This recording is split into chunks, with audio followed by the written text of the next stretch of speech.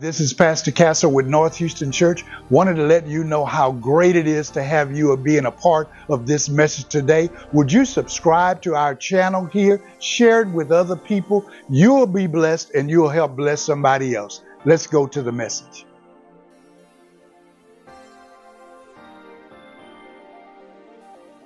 Deuteronomy chapter 31 and verse 6. If you have it, say I have it. This is what it says. Be strong and of good courage. Have y'all heard that before? All right, somebody gonna get it after a while. Be strong and of good courage. Do not fear nor be afraid of them. For the Lord your God, He is the one who goes with you. My God, I could stop there, but just one more part. He will not leave you nor forsake you. Let me read it one more time. You may have still been looking. It says, be strong and of good courage. Do not be afraid of them, nor for the Lord your God, He is the one who goes before you. He will not leave you nor forsake you. And the people of God says, help me reinforce this as a subject, as a title. I want everybody to say this real loud. This will help you retain it, I pray. Everybody say, a sure thing. Matter of fact, say it real loud one more time. Say, a sure thing. That's what I'm going to deal with this morning, a sure thing. One of the things that I've noticed in this particular passage of Scripture is repetition. Repetition. It is the act of repeating. It is the act of saying or doing something over and over. Some people say it is reinforcing. I say it over and over. I do it over and over. Even people that are your family members, your loved ones, I don't know of anybody that may get tired of hearing I love you. All right, if you say, well, I don't hear it enough, how many times do you say it? There are some things repetition is in order. Repetition is in order. Parents would warn their children. I've told you. I'm not going to keep telling you. Repetition is something that's made and said as a result of repeating. Repetition. I see that when it comes to this particular first portion of verse 6. Be strong and of good courage. As a matter of fact, if you have the ability to search Scripture, those particular words, even in some fashion, is said over 11 times. Be strong and of good courage. One says, be strong and very courageous. 11 times as a minimum it is said in Scripture over and over and over again. Anytime someone says something over and over and over again, you want to pay attention.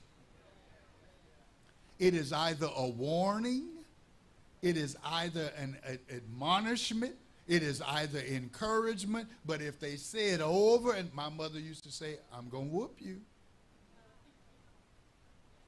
I kept doing what I'm going to whoop you. Now, contrary, I know I'm going to mess up here, contrary to some people, my mother whooped with a cut-off extension cord and a plastic gray sword. I've got witnesses in the room. But we needed it. Somebody called it abuse. Well, you're living in a day today that there is no corporal punishment for a lot of kids, and they're turning on their parents. When a parent can say shut up or be quiet and the child say you shut up, They need corporal punishment. Because of the line of work that I'm in secularly, let me let you in on it is not against the law for you to whoop your child. It's actually a part of the law that you can. They don't want you to abuse and misuse, but you can put something on them rascals. My mother would say, I'm going to whoop you. I'm going to whoop you. And after I heard it so many times, right. But oh, Lord. Be it late in the midnight hour, she would get that extension cord and she would go to town on. But myself and my older two brothers, we needed it. They needed it more than I. But somebody say, forgive Pastor. Just forgive him. Forgive him. Those of you that wondering why, don't worry about it. People, you know how people hate. But repetition, when it's repeated, something is trying to get over to you. God tells Moses tells the children of Israel, Moses tells Joshua, be strong and of good courage. I think I ought to pause right there in the repetition of it because based on the repetition of the person that's saying it over and over, that ought to mean something to you as well. Everybody say repetition. Repetition. At school, because children are not disciplined at home, then people send their undisciplined children to school and expect the teacher to send them back home with great mannerism. But the fact of the matter is, because of the parents' reputation, not putting it on them, not correcting them, not making the child say yes ma'am and no ma'am and yes sir and no sir, children will try and buck up to a teacher. As a matter of fact, if you've ever checked some of the things that go online, they actually put stuff out there of children fighting teachers. I may confess right here, I appreciate, I celebrate, I applaud teachers because I would have got fired. Ain't no need to be kidding, Sister Hope. Even in my area of occupation, I knew I couldn't get a job at the independent school districts because I'll lay hands suddenly. All right. I told my kids years ago, I'm not scared of going to jail. I worked there. Because kids have got, the reputation now is that they can't do nothing to me at school. Now y'all looking at me strange and a few here amens, but some of y'all in this room, brothers, you know good and well if a child buck up to you and show disrespect, you may pick him up off the ground, but you gonna let him know you got me confused with somebody else. Anytime a child, in particular boys, I'll pick on girls in a moment. Anytime a child, everybody say reputation. Anytime a boy feels his oats and want to buck up to their father, it is the father's duty to let him know, I was the one who brought you here. And I may not take you out, but you'll feel like you're about to go. All right, see y'all acting sisters. It does. I'm going to tell on one of my nephew that he I don't know what he said or what he did. I'm told at a store years ago. So don't y'all be texting him talking about what you did what. But whatever he said, whatever he did, there was a degree of disrespect felt by his mother, and she beelined to him. They were in a parking lot. She went after him and didn't even recognize the police that was standing there. I don't know what was all done after that, but as a representative of law, sometimes you need to lay hands on these children. Your reputation tells them whether or not they can get away with something. When I was growing up, y'all ever remember this?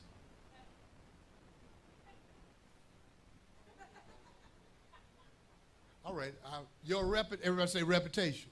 I'm going to go a little bit further. Anybody ever remember this?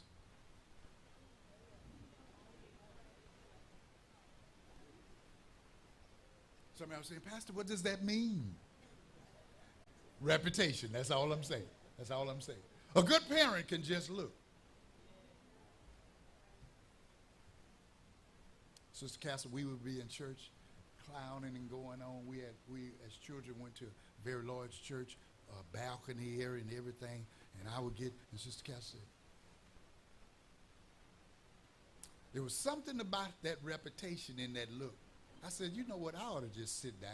I ought to just sit down. These folk in here, I ought to just sit down. Everybody say reputation. Based on the repetition that God says over and over and over to his people, undoubtedly, some folk forgot the repetition. Because if God said something, his reputation said, all right, because I love you so much, just wait. And so this particular scripture brings out something to the children of Israel, to Moses, to Joshua. He says, be strong and of good courage. Notice these words. Do not fear, nor be afraid of them. Anytime somebody in authority tell you, don't be scared, that means you ought to know enough about them that you can take them at their word. Whenever God speaks, God doesn't make suggestions. When God says be quiet, he's not suggesting you need to close your mouth. Somebody in the room knows God well enough to know when he says be quiet, he means be quiet. Here I am again because of reputation. Sister Tiffany, my mother didn't have to say it. She would say,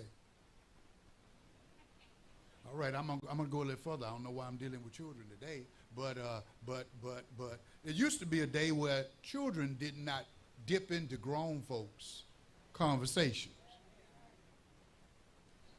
I mean, not even a grunt. Everybody else could be laughing, but if a child,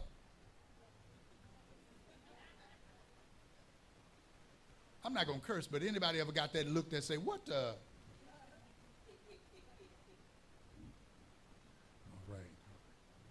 He says, do not fear nor be afraid of them. Don't fear or be afraid.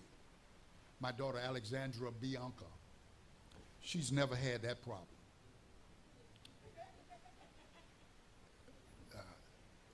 But I had to put in her, while you may not be afraid of them, you better know who your mother and father is, because I'll lovingly pick you up. Turn your life around.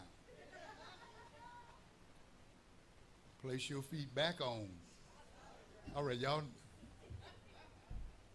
God was trying to tell Moses, Joshua, and the children of Israel, know who's talking here, and if I tell you you don't have to be afraid, you better listen to me. There are several things that I saw in this that brought me to this, because God told them this based on their experience of who he was.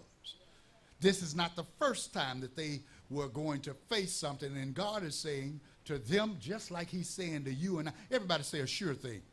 God is saying, if I did it for you then, you ought to know enough about me that I'll do it for you again.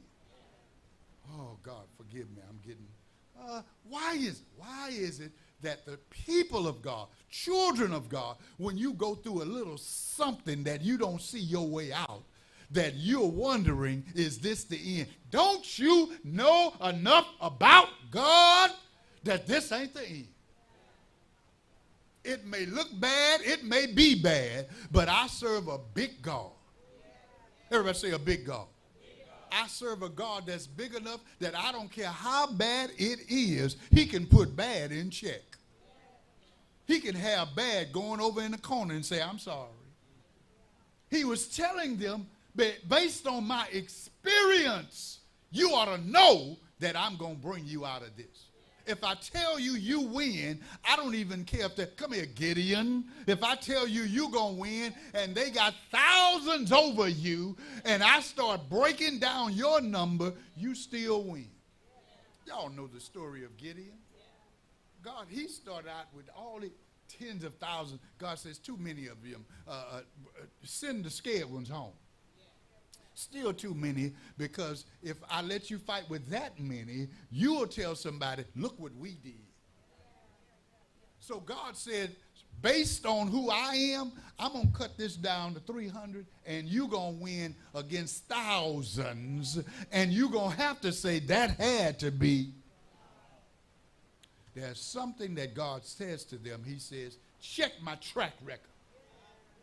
Haven't I been good? All right. And y'all quiet up in this house.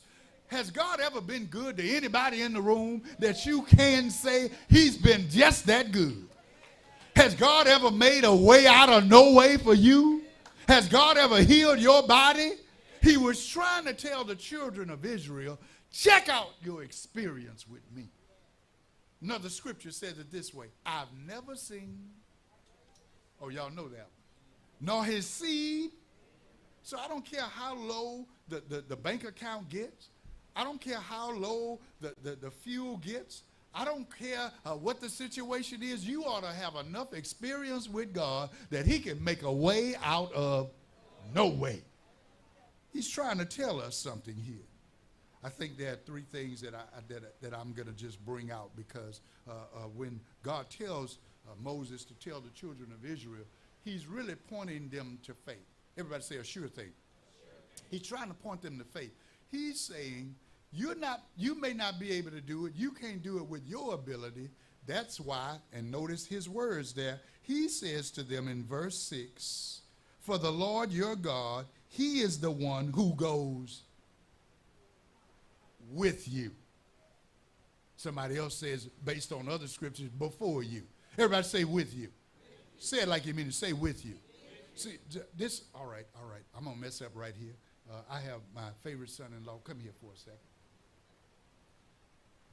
When we think with you, sometimes we think God is going to go behind us and just push us.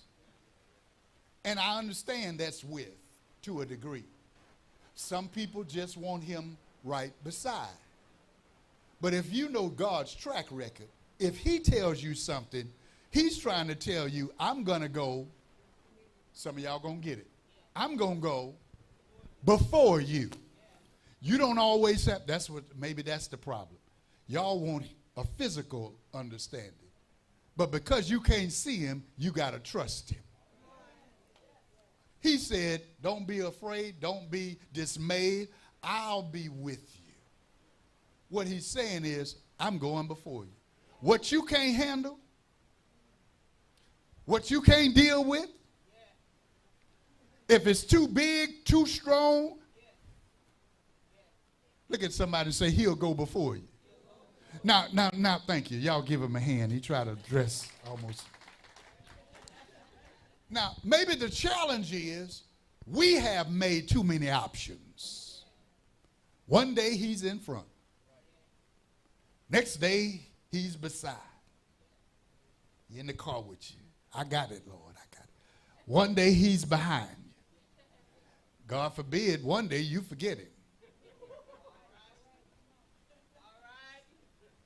Don't worry, I'm not picking at you. It's fasting and consecration time. We're gonna keep it with us.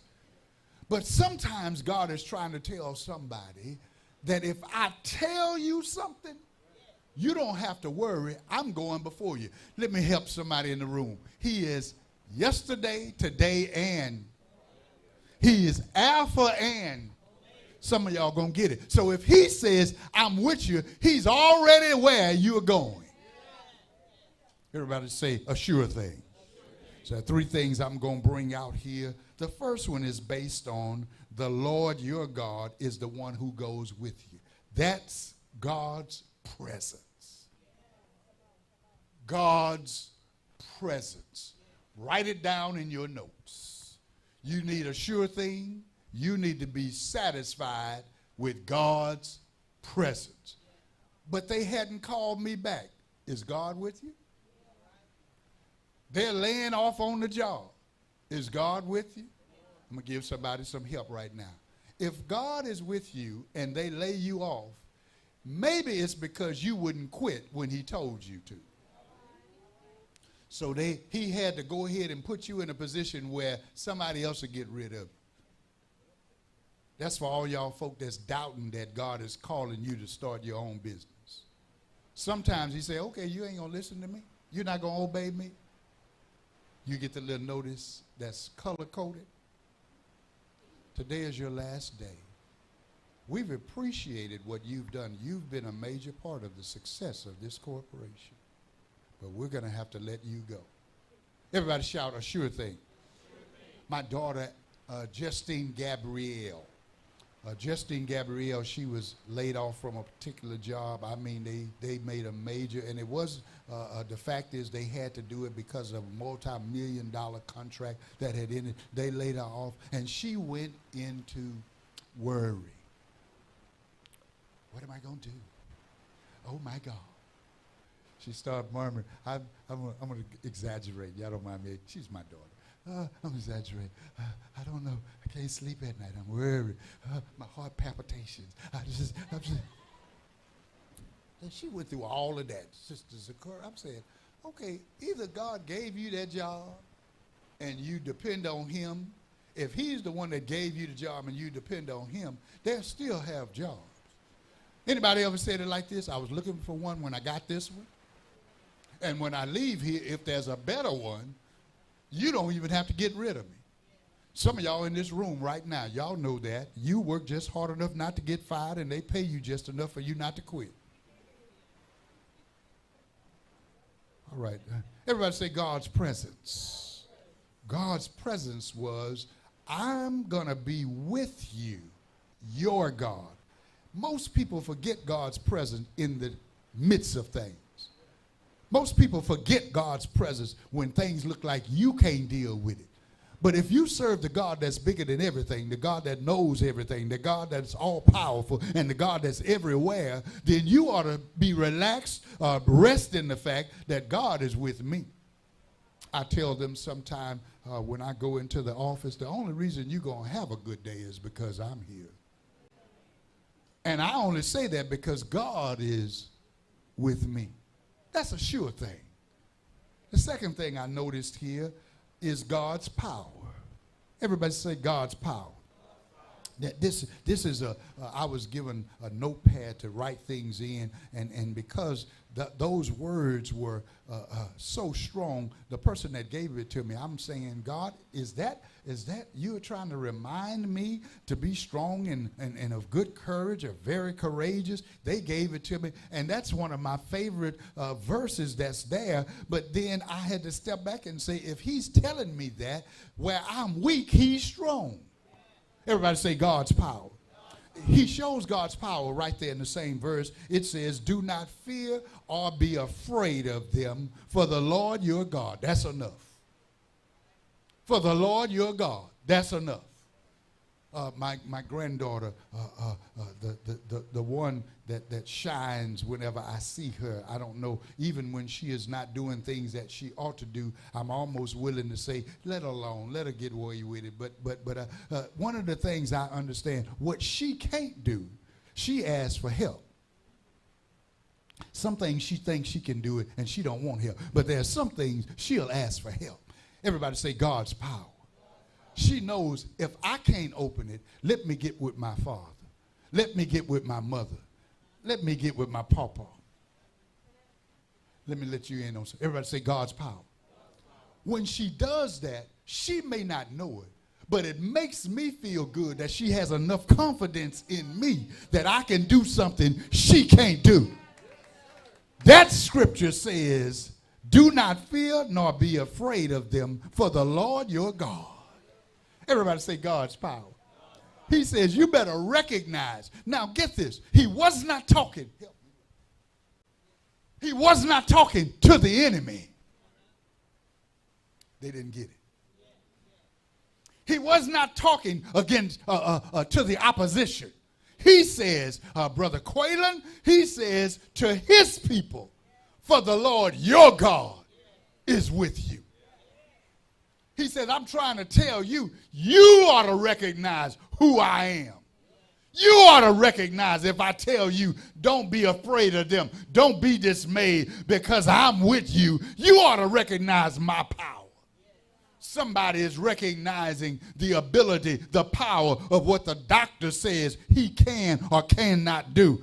But Joshua, Moses, the children of Israel, they needed to step back and think to themselves, what he can't do, I have a sure thing. The God I serve can do anything. The Bible puts it this way, there is nothing too hard for God. It puts it another way. With man, it's impossible. But with God, y'all know that. Y'all know that. See, sometimes people need to make sure, well, when you come to church, when you leave here today, I need you to think to yourself, I don't care what I'm facing, I know a sure thing.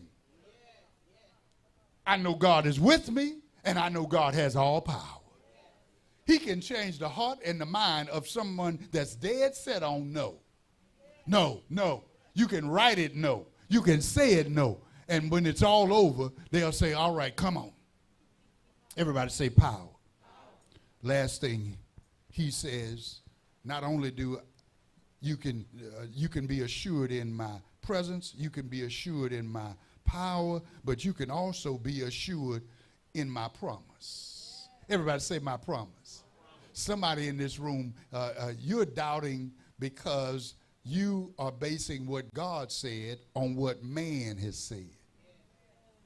That's why it's important for you to read for yourself.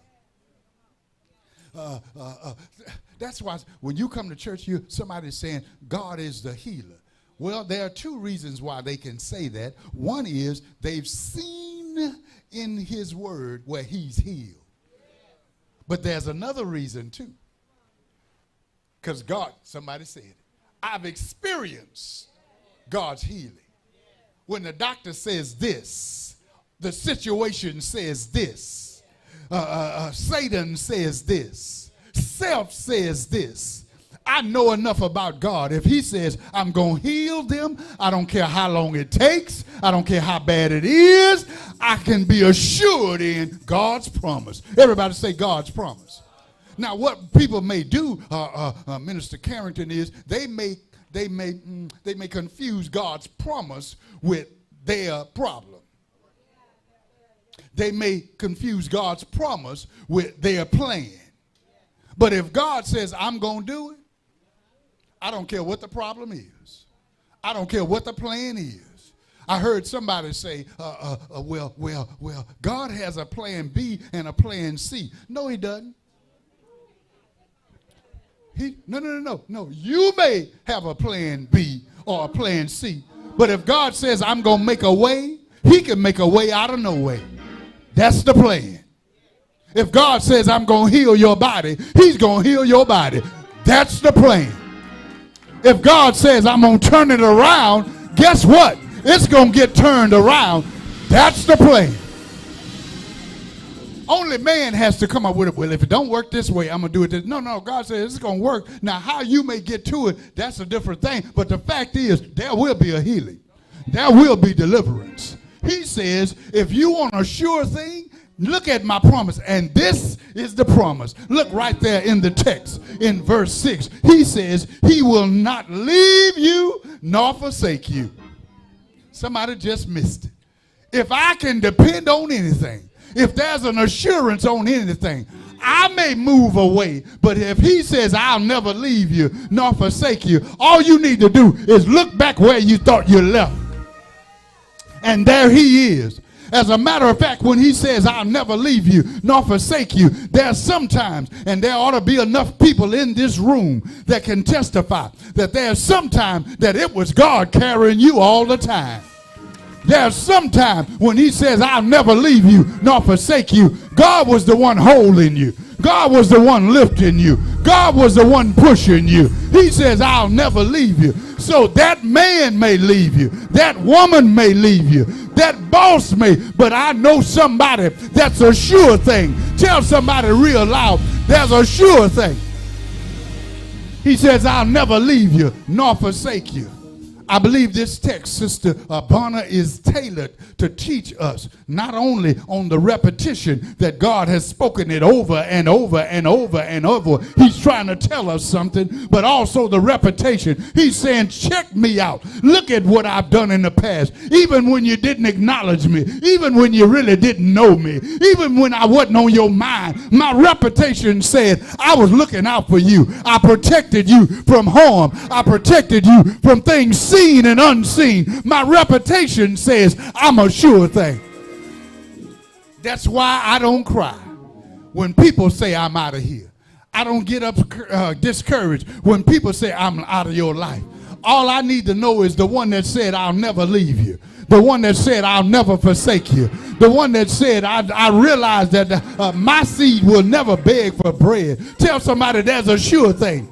Yes, I may cry about a little bit. Yes, I may get discouraged on certain things. But I can step back and say, but the God I serve, he's a sure thing.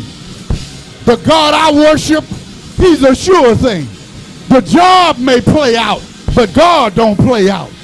The boss may quit and talk bad and look down, but the God I serve, he's a sure thing. Somebody shout, he's a sure thing. Help me preach. Would you look at two people and tell them he's a sure thing? You may be going through, but he's a sure thing. It may be hard, but he's a sure thing. It may be a challenge, but he's a sure thing. This text tells us, be strong and of good courage. Do not fear nor be dismayed of them. Don't be afraid, for the Lord your God, he is the one who goes before you. He will not leave you nor forsake you. His presence, his power, and his promise. Before we go, I want to give you an opportunity, one, to give your heart to God.